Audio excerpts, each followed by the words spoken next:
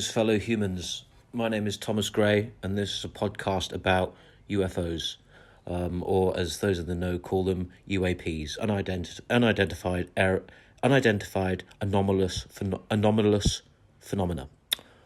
For a time it was unidentified aerial phenomena, but then it turns out these crafty little things also go in the ocean, and of course they're in space. So, anomalous, and I can't say the word, but it seems to be the right one. This podcast is called No Visible Means of Propulsion, because that is how these things are described, as having no visible means of propulsion. And also it kind of sums up how I feel about my life. I feel like there's no visible means of propulsion in my life, and so I thought it was quite a good title, really. I'll start by asking the question, what the heck is going on? What the heck is going on? I have been obsessed with this topic. Granted, it's only ufology is only a hobby of mine, but it's come to pretty much dominate my entire life. I very much fell down the rabbit hole and then set up camp there, really, just living amongst the rabbits, chatting about aliens. I have basically completed YouTube as far as this topic goes, and there seems to be all sorts of very interesting insights into the subject, going back years, actually. Lots of people think it was around the sort of 1940s that this began, with Roswell, for example. But turns out the Romans saw what they described as silver flying shields in the sky, which is exactly how you describe a UFO if you were living in those times. Not only that, there's been cases throughout history, but potentially even in the Bible, of UFOs and their interaction with us. So I'm absolutely baffled. I've come across accounts of aliens being described as beings with large heads and large eyes and frail bodies, as well as being very tall Nordic-looking fellas with sort of long blonde hair, and for some reason they're scarier. So, where are we today? As of today, it's the 10th of June 2023, and the internet is awash with the stories of David Grusch, who's a fella who, even though he's only my own age and I still haven't quite decided what I'm doing in life, but he seems to have been to Afghanistan and Iraq and won all these sorts of medals, and holds a very high ranking within sort of secret military circles. I will sort of just caveat right here and say that I don't understand any of the sort of technical terminologies, the ranking systems within the US military. I don't really know what's going on, but if I see enough accounts sort of purporting his legitimacy, then I tend to just believe it, really. So he's a fella, if you don't know, who for the last few years has been, and also I'm just spitballing here. I've been sort of delving into all this, and I haven't made any notes, so I'm just sort of talking. Hope that's okay. But he is somebody who has done some research. He's interviewed some very high-ranking people. He's had access to very secretive military documents, and come to the conclusion that we are in possession, the US, and by we I mean humanity, but the US are in possession of many crashed UFOs. Let that sink in. Many crashed UFOs. Bob Lazar comes to mind. I hope he gets some sort of apology from the president, because it seems to me, at least, like that guy was telling the truth the whole time. Bob Lazar, if you don't know, was a chap in the 80s that came out and said that he worked in a secret base where he was back engineering UFOs, and everyone just sort of laughed at him, including me. Actually, that's not true. I believed him immediately. That's one of my faults, is I tend to just believe stuff that's interesting.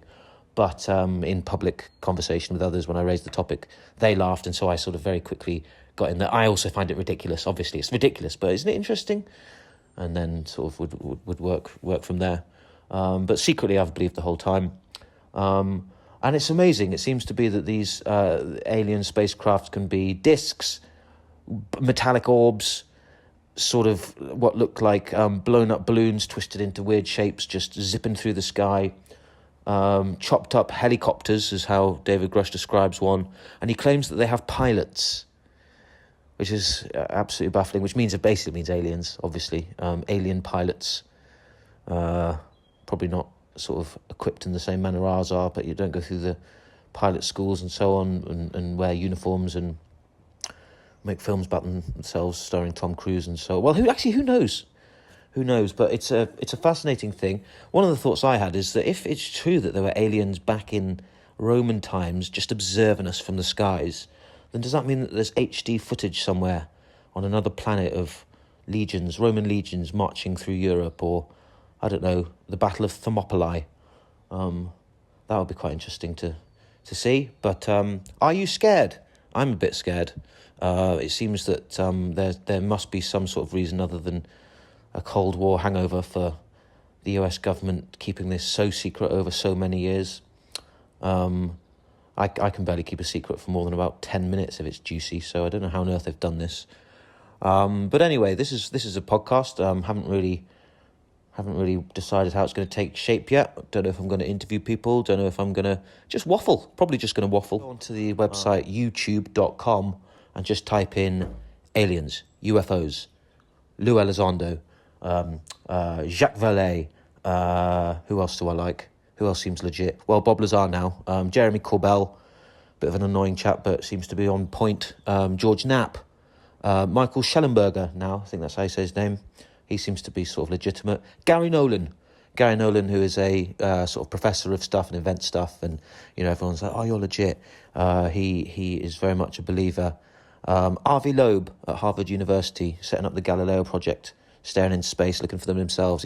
I was considering that as well, but I don't really have the equipment to do it. I do have a roof terrace, but it's quite cloudy most of the time in England.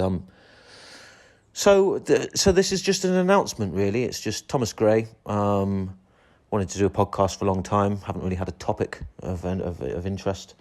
I tend to be interested in stuff other people aren't, so like history and so on. But then, damn, Tom Holland and Dominic Sandbrook got there first, so I had to scrap that plan. And then I just thought, well, you know what? There are lots of UFO podcasts actually, and I've listened to a lot of them. But why don't I join in? These guys don't seem to have any qualifications whatsoever. Not that there is a qualification in ufology. But I do have quite unique insights and quite an active, imaginative brain. And so maybe I could bring something to the table. How do we crack gravity? How do we use it as a means of propulsion? Obviously, I'm not going to be able to answer these questions, but I could maybe invite people on and, with sort of working together, maybe eventually I could play a part in disclosure. Not only disclosure, but the absolute transformation of how human beings travel. Elon Musk wasting all his money sending up rockets into the sky. I kind of hope he does that, and then the day he does that we discover anti-gravity propulsion and sort of endless energy sources. That'd be sort of funny, wouldn't it? And all you sort of anti-Musk people, I'm sure you'll agree that would be incredibly funny. I'm not anti-Musk. I think he's absolutely brilliant, frankly.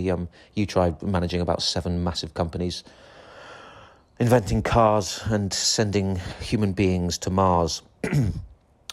Anyway, I'll leave it there. This is just a short introduction episode. It's just me waffling into my phone on a very hot day in Bristol, England, looking up at the skies, constantly hoping I might see something. I do think I once saw a star fly behind another star, but I'm pretty sure that wasn't what it was, and I can't actually remember if it's what I saw. I think there was quite a lot of willpower involved in that, and possibly a hallucination. Have you heard of any funny stories that are not funny, sort of scary? Have you heard of any unusual stories from friends, acquaintances, pilot people who have seen things but felt they couldn't report them because they were too scared of being picked on and bullied? I'm sure there are lots out there. And I'll end with this. Back in the old days, Galileo was sat in the bath and sort of said Eureka and stuff, and then discovered gravity, and then Isaac Newton as well, and everyone's like no, and we thought the world was square, not the flat, and then Columbus sailed it and stuff, and then it was like, oh no, flipping heck, wait, haven't I been here before? Surely this must mean it's a circle. And then everyone's like, oh yeah, okay. And then the Copernicus looked at the sun and was like, look, pretty sure we're moving around that. And everyone's like, oh, I hadn't even thought about that.